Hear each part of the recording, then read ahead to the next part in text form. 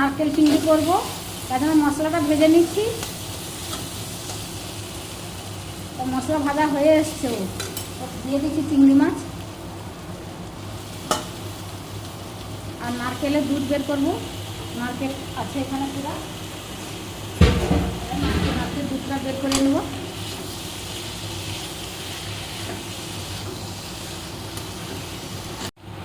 চিংড়ি মাছ দিয়ে 10 মিনিট মতো নেড়ে নিয়েছি, মশলাও হয়ে গেছে, তেল বেরিয়ে পড়েছে।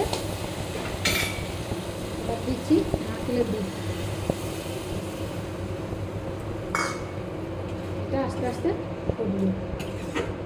ভেটকি মাছের ঝাল বানাবো, তাওয়া বসিয়ে তেল দিয়ে দিয়েছি। এরপর মশলা মাখিয়ে রেখেছিলাম মাছগুলো, ওগুলো দিয়ে দিচ্ছি।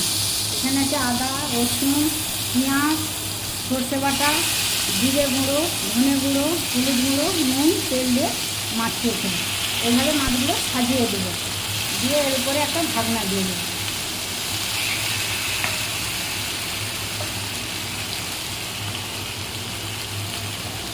আর এটা সিমে দিয়ে রাখবো। নারকেল চিংড়ি হয়ে গেছে, তার নামানোর আগে একটু গরম মশলার গুঁড়ো দিয়ে দিচ্ছি।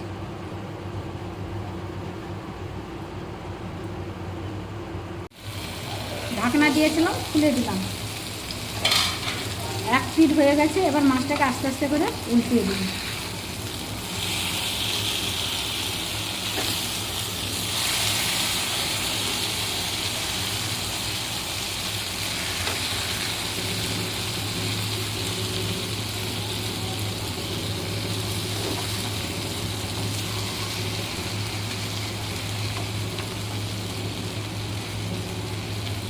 মাছটা খুব নরম, ভেঙে যাচ্ছে। এইভাবে আরও এখন 5 মিনিট মতো আবার ঢাকনা দিয়ে দেবো, মাছটাও সিদ্ধ হয়ে যাবে।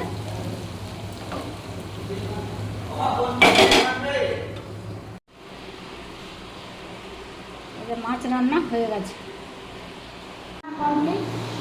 তো এখানে হচ্ছে শাক, বেগুন, আলু, কাঁচকলা দিয়ে মাছের তেল দিয়ে একটা চচ্চড়ি মতো হয়েছে। আর এখানে আছে নারকেল চিংড়ি মাছের নারকেল চিংড়ি, আর এখানে আছে ভেটকি মাছের ঝাল শুকনো শুকনো, এটাকে মশলা মাখিয়ে ভেজে নিয়েছি। এই রান্না